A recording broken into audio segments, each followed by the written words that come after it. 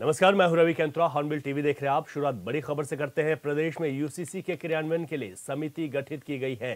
तो ये बड़ी खबर आपको बता रहे हैं यूसीसी से संबंधित, जहां पर यूसीसी के क्रियान्वयन के लिए समिति का गठन किया गया। 4 सदस्यीय समिति का गठन किया गया है। प्रशिक्षण, मार्गदर्शन, पोर्टल परामर्श में मदद करेगी ये समिति। पूर्व आईएएस शत्रुघ्न सिंह की अध्यक्षता में समिति का गठन किया गया है। समिति में दून विश्वविद्यालय की कुलपति प्रोफेसर सुरेखा डंगवाल भी शामिल हैं। सामाजिक कार्यकर्ता मनु गौड़, अपर पुलिस महानिदेशक अमित सिन्हा भी इसमें शामिल हैं। इसके अलावा स्थानीय आयुक्त अजय मिश्रा भी समिति में शामिल हैं। तो बड़ी खबर आपको बता रहे हैं यूसीसी से जुड़ी हुई, जहां पर एक बार फिर समिति का गठन किया गया है। समिति में जो अध्यक्षता है वो पूर्व आईएएस शत्रुघ्न सिंह कर रहे हैं। इसके अलावा इसमें सामाजिक कार्यकर्ता मनु गौड़ शामिल हैं, प्रोफेसर सुरेखा डंगवाल इसमें शामिल हैं। और जिस तरीके से इसका क्रियान्वयन किया जाना है, यानी कि जो धरातल पर जब उतरेगा, यूसीसी जब लागू होगा, उसका क्रियान्वयन किस तरीके से होना है, उसको लेकर समिति इसमें महत्वपूर्ण भूमिका निभाने जा रही है।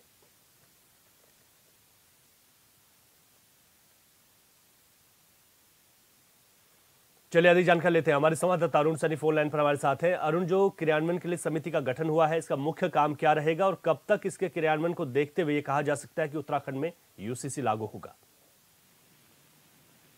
जी रवि, प्रदेश में यूसीसी लागू करने को लेकर ये माना जा रहा है कि राज्य स्थापना दिवस के शुभ अवसर पर प्रदेश में यूसीसी लागू किया जा सकता है, लेकिन यूसीसी जो है वो अभी लागू प्रदेश में वो नहीं हो पाया है। ऐसे में यूसीसी की का ड्राफ्ट जब आया, उसके बाद उसे सदन के पटल पर रखा गया, राज्यपाल की मंजूरी मिली, राष्ट्रपति की मंजूरी भी मिली। उसके बाद नियमावली तैयार करने के लिए पूर्व आईएएस की अध्यक्षता में एक समिति भी बनाई गई थी। उसने पूरी नियमावली को तैयार किया। उसके बाद उसकी रिपोर्ट भी मुख्यमंत्री को सौंपी गई।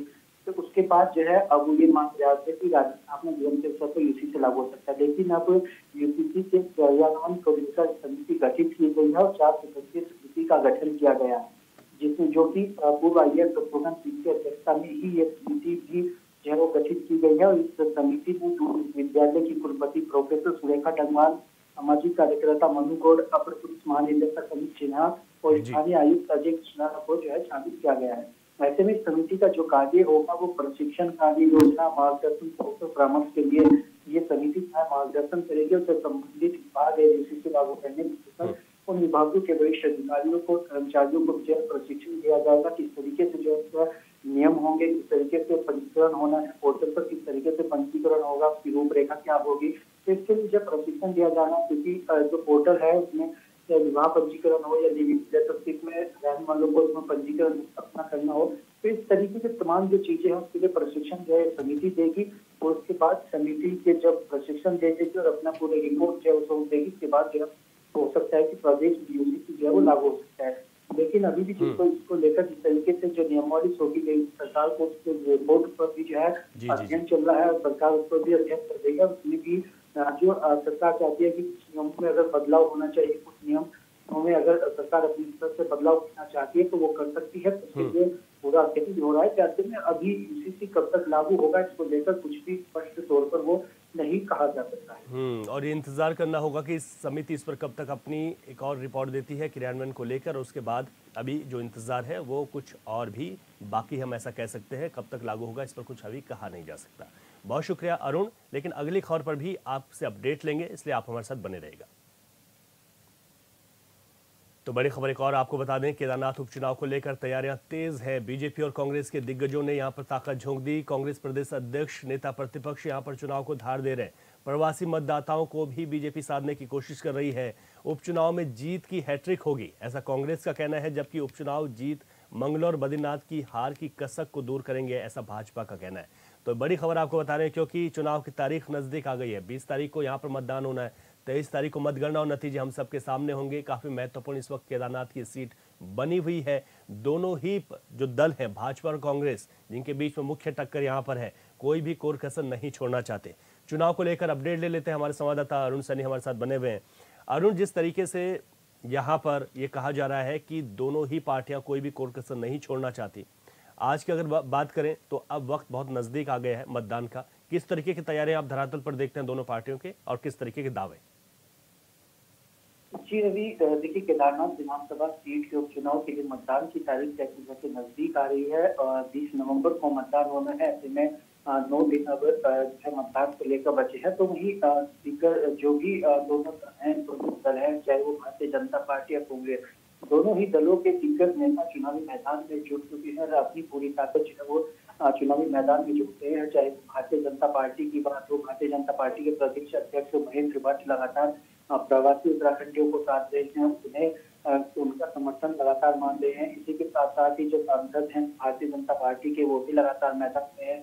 मंत्रियों को अलग से जिम्मेदारी भारतीय जनता पार्टी ने दी है, विधायकों को अलग से जिम्मेदारी दी गई है, प्रभारी बनाए गए हैं और तो समन्वयक नियुक्त किए गए हैं। एक तरीके से भारतीय जनता पार्टी भी पूरी रणनीति केदारनाथ विधानसभा चुनाव पर इख्तियार कर रही है। वहीं कांग्रेस पार्टी के भी बड़े जो दिग्गज नेता हैं, चाहे वो पूर्व मुख्यमंत्री और कांग्रेस पार्टी के वरिष्ठ नेता हरीश रावत हो, नेता प्रतिपक्ष यशपाल आर्य हो, नेता प्रतिपक्ष काकड़ी हो, पूर्व प्रदेश अध्यक्ष गणेश गोदिया, प्रदेश अध्यक्ष करण मारा, सभी दिग्गज जो है चुनावी मैदान में है और पूरा मोर्चा जो है उन्होंने संभाल लिया है। लगातार जो है जनसभाएं भी कर रहे हैं, नुक्कड़ सभाएं कर रहे हैं और लगातार जो है जनता से समर्थन मांग रहे हैं। इस तरीके से दोनों ही दल अपने स्तर से लगातार अपनी तैयारियां कर रहे हैं और दोनों ही दल कोई भी कोई कसर इस चुनाव के लिए जो है वो नहीं छोड़ना चाहती। भारतीय जनता पार्टी दोनों और कांग्रेस दोनों ही दलों के लिए केदारनाथ विधानसभा सीट का उपचुनाव चुनौतीपूर्ण है और दोनों ही दलों की नाक इस चुनाव पर है। भारतीय जनता पार्टी तो उपचुनाव की राजनीतिक कसर को दूर करना चाहती है, तो वही कांग्रेस पार्टी इस चुनाव को जीतकर जो चुनाव जो 2 जीती है मंगलूर और बद्रीनाथ विधानसभा सीट का, इस बार हैट्रिक लगाना कांग्रेस पार्टी चाहती है। ऐसे में लगातार कांग्रेस पार्टी कई मुद्दे लेकर जो है जनता के बीच में जा रही है, चाहे वो सोना चोरी का मामला हो, सड़कों के डामरीकरण का मामला हो, बिजली का मामला हो, तमाम ऐसे मुद्दे कांग्रेस पार्टी लेकर केदारनाथ विधानसभा सीट के ऊपर जा रही है। तो वहीं भारतीय जनता पार्टी अपने विकास कार्यों को लेकर जो पूर्व में बिल्कुल, और देखना होगा अरुण कि इस समय केदारनाथ की जनता किसे अपना आशीर्वाद देगी। बहुत शुक्रिया आपका जानकारी के लिए। उपनल कर्मचारियों ने आज सचिवालय कूच का ऐलान किया है। कर्मचारियों का कहना है कि यदि उनकी मांगों पर अमल नहीं हुआ तो आज से ही संगठन से जुड़े 22,000 कर्मचारी हड़ताल पर चले जाएंगे। तो आपको बता दें, वहीं राज्य निगम कर्मचारी महासंघ और हाइड्रो इलेक्ट्रिकल एम्प्लॉयज यूनियन के कर्मचारियों ने इस आंदोलन को अपना समर्थन दिया है। उपनल कर्मचारी संयुक्त मोर्चा के प्रदेश संयोजक विनोद गोदियाल के मुताबिक हाईकोर्ट ने 2018 में उपनल कर्मचारियों को समान काम के लिए समान वेतन देने का नियमितीकरण के लिए नियमावली बनाने का फैसला सुनाया था, लेकिन राज्य सरकार ने इस फैसले पर अमल न कर इसके खिलाफ सुप्रीम कोर्ट में एसएलपी दाखिल की थी। सुप्रीम कोर्ट सरकार की एसएलपी खारिज कर चुका है। इसके बाद भी सरकार की ओर से हाई कोर्ट के 2018 के फैसले पर अमल नहीं किया गया। सरकार फिर से सुप्रीम कोर्ट में विशेष अनुमति याचिका दाखिल करने की तैयारी में है, जिससे प्रदेश भर के उपनल कर्मचारियों में नाराजगी है।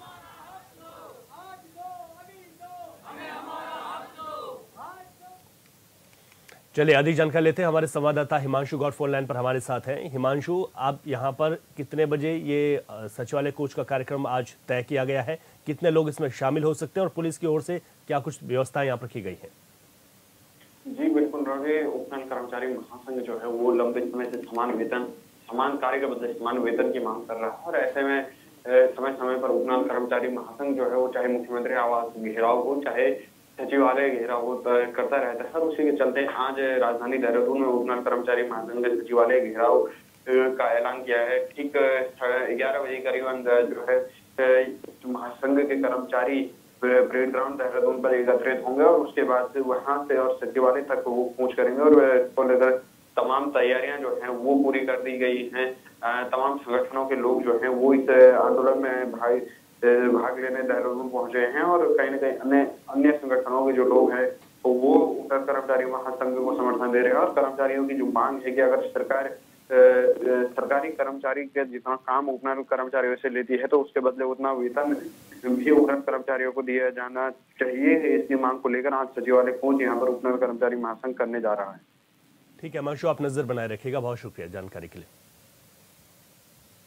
राज्य स्थापना दिवस के उपलक्ष्य में धर्मनगरी हरिद्वार में 11 नवंबर यानी कि आज शाम भव्य गंगा दीपोत्सव कार्यक्रम का आयोजन किया जाएगा, जिसमें हरिद्वार के 52 घाटों पर 3 लाख से ज्यादा दीपक जलाए जाएंगे। साथ ही हर की पैड़ी पर एचआरडीए की ओर से भव्य और आकर्षक ड्रोन शो भी प्रस्तुत किया जाएगा। इस कार्यक्रम में दीप प्रज्वलन के अलावा भजन संध्या का कार्यक्रम भी रखा गया है, जिसमें सीएम धामी मुख्य अतिथि के रूप में प्रतिभाग करेंगे। वहीं मशहूर सिंगर कन्हैया मित्तल अपनी भक्ति भरी प्रस्तुति से समा बांधेंगे। इस संबंध में डीएम कमेंद्र सिंह ने बताया कि कार्यक्रम को व्यवस्थित ढंग से संचालित करने के लिए सभी घाटों को 50 सेक्टरों और 9 जोनों में विभाजित किया गया है। इन सभी सेक्टरों और जोनों में अधिकारियों की तैनाती की जा चुकी है।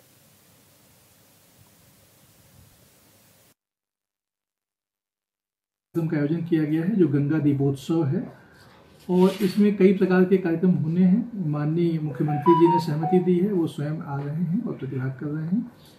सबसे पहले भल्ला स्टेडियम जो नया निर्माण किया गया है, भल्ला स्टेडियम का उद्घाटन किया जाएगा। उसके पश्चात हर की पौड़ी पर नवनिर्मित चौकी का उद्घाटन किया जाएगा और तत्पश्चात जो गंगा आरती है, गंगा आरती में प्रतिभाग होगा।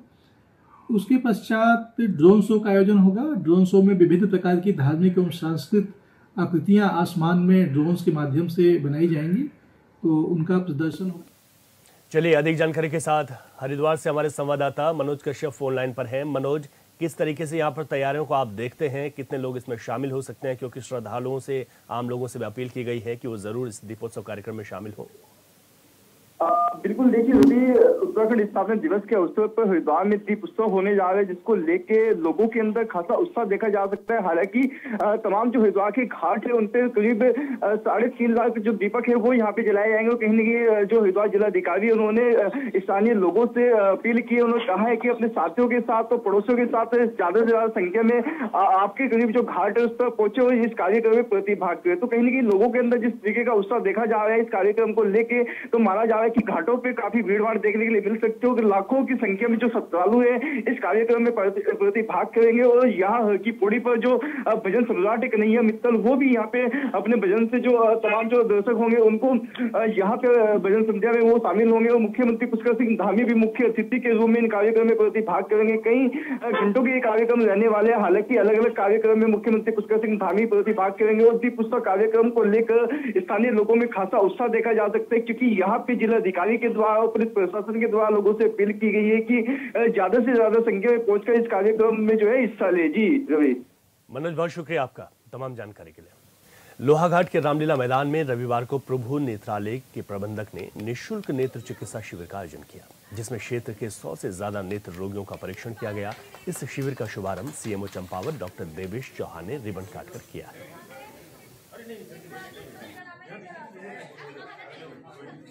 ये एक एनजीओ ने लगाया, परमिशन लेकर के लगाया। यहाँ पर आई के यहाँ पे स्क्रीनिंग हो रही है, उसके बाद ये फ्री ऑफ कॉस्ट इनकी सर्जरी होगी।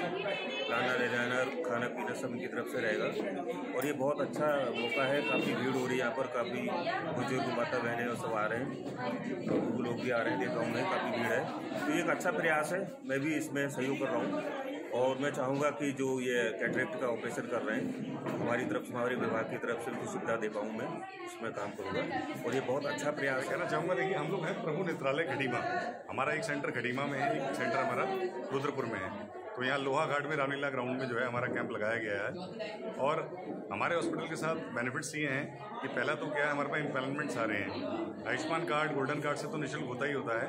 ECHS जो पुरुष सैनिक है हमारे, तो ये पूरी आबादी जो है 70% पुरुष सैनिकों की है, तो ECHS कार्ड से भी यहाँ पे निःशुल्क जो है कैशलेस जो है उसका ट्रीटमेंट हमारे यहाँ। जसपुर कोतवाली क्षेत्र में ड्रग इंस्पेक्टर और पुलिस की संयुक्त टीम ने कई मेडिकल स्टोरों पर छापेमारी की। इस दौरान कई मेडिकल स्टोरों में अनियमितता पाए जाने पर उनके खिलाफ सस्पेंशन और कैंसिलेशन की कार्रवाई की गई है। ड्रग इंस्पेक्टर नीरज कुमार ने बताया कि क्षेत्र के 6 से 7 मेडिकल स्टोरों पर छापेमारी की गई और आगे भी ये कार्रवाई जारी रहेगी। दुकानें नहीं मिली खाली कोई, ये दुकान मैंने ले ली थी ना।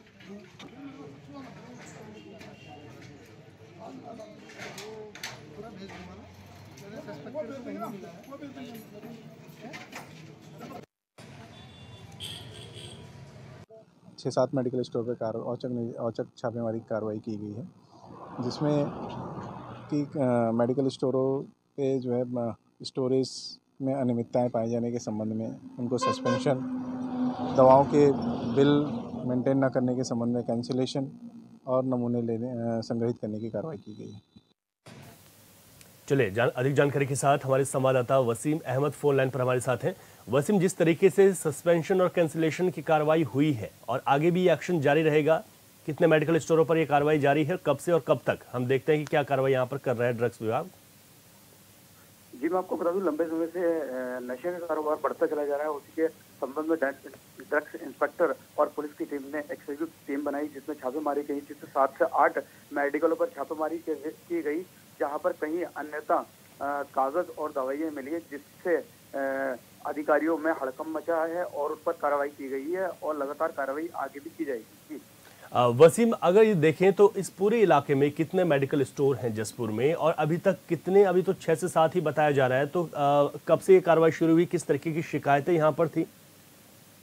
जी, मैं आपको बता दूं, एक लंबे समय से यहाँ पर आम जनता शिकायत करती आ रही थी उच्च अधिकारियों से। उसी को संज्ञान में लेते हुए एक टीम संयुक्त की गई है, जो कि काफी लंबे समय तक इन मेडिकल पर छापेमारी करेगी समय समय पर। वहीं दूसरी बात करें मेडिकलों की, तो जसपुर क्षेत्र में लगभग 200 से 250 मेडिकल हैं, जो कि उन पर अधिकारियों ने साफ तौर से कह दिया है कि या तो इन पर सारे कागज तैयार कर लिया जाए, दवाई सही से रखी जाए, नहीं तो उन मेडिकलों को सीज कर दिया जाए। वसीम, अगर देखा जाए तो जो सस्पेंशन और कैंसिलेशन की बात की गई है, जिन लोगों पर एक कार्रवाई है, किस तरीके की अनियमितताएं सबसे ज्यादा मेडिकल स्टोर में देखी जा रही है जसपुर के भीतर?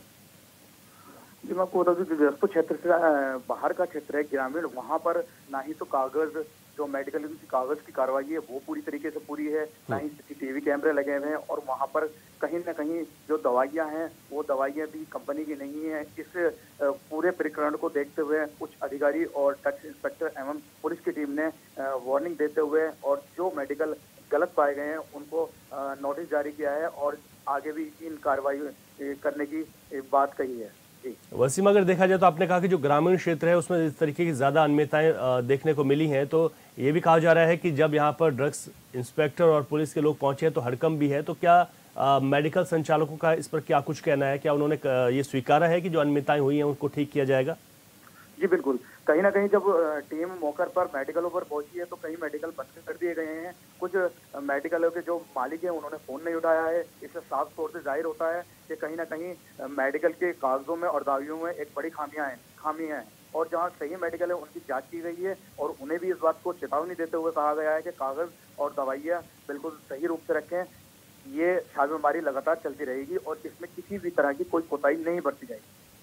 वसीम, ये जो छापेमारी हुई है, आपने देखा कि ये पहली बार इस तरीके का है या फिर बीच में इस तरीके का अभियान चलाया जाता है ड्रग्स विभाग की ओर से? नहीं, इसमें समय समय पर जिस तरह से शिकायत बढ़ती चली जाती है, ड्रग्स इंस्पेक्टर और पुलिस की टीम लगातार वहां पर छापेमारी करती है। कई मेडिकल सीज भी किए हैं पीछे, लेकिन कहीं ना कहीं ये बात साफ तौर से है कि कहीं ना कहीं इसमें एक बड़ी लापरवाही मेडिकल और मेडिकल मालिकों के सामने आ रही है, लापरवाही आ रही है, एक डर उनके अंदर नहीं है। लेकिन कहीं ना कहीं प्रशासन का साफ तौर से ये कहना है कि हम किसी की भी तरह से ये कोताही या ये चीजें बर्दाश्त नहीं करेंगे। बिल्कुल, बहुत शुक्रिया वसीम अहमद तमाम जानकारी के लिए आपका। और इस बुलेटिन में अभी के लिए इतना ही। खबरों से अपडेट रहें और देखते रहें हॉर्नबिल टीवी। इजाजत दीजिए, नमस्कार।